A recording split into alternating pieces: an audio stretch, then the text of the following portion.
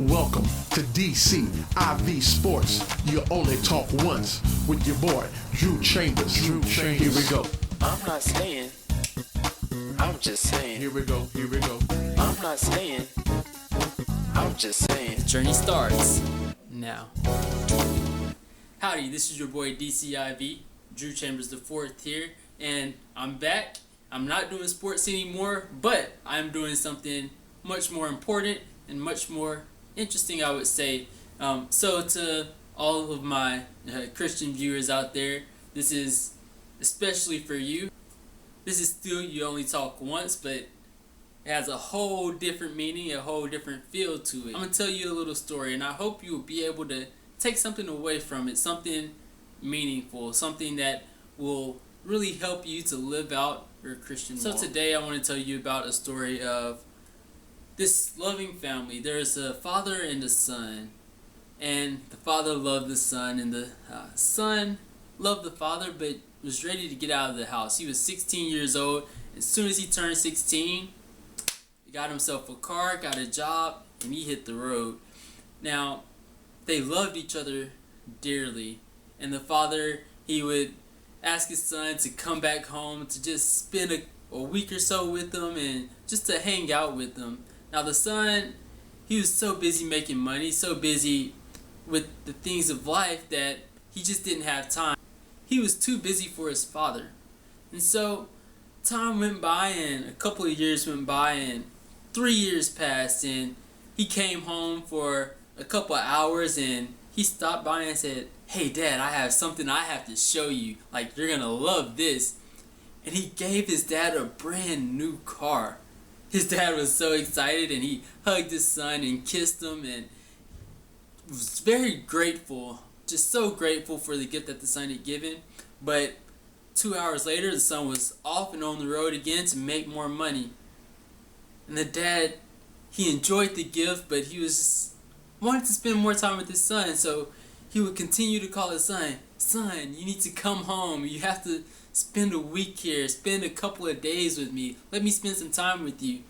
And so another few years passed, about 5 years gone by, and the son came back home again. He's like, "Dad, I have something, you're going to love it. It's even greater."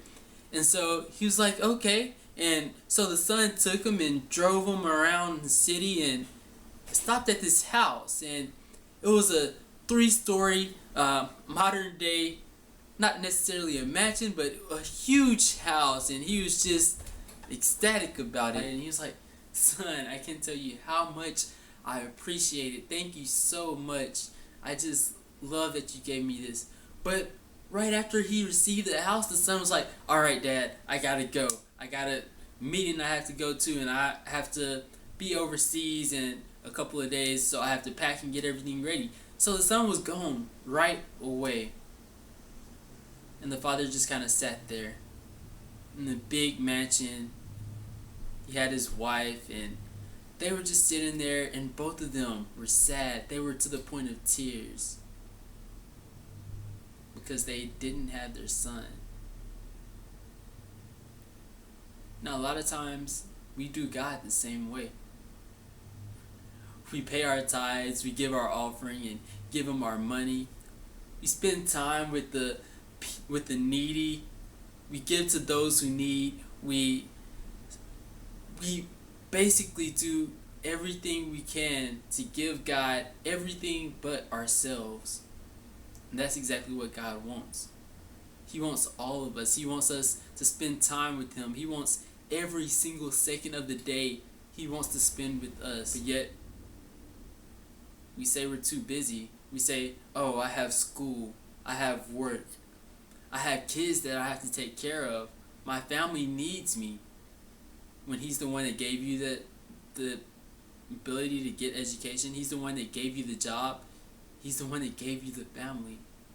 But yet, we have no time for him. You see, God doesn't want our fancy jewelry. He doesn't want our money. He doesn't want he doesn't simply want our time. But what he wants is our all.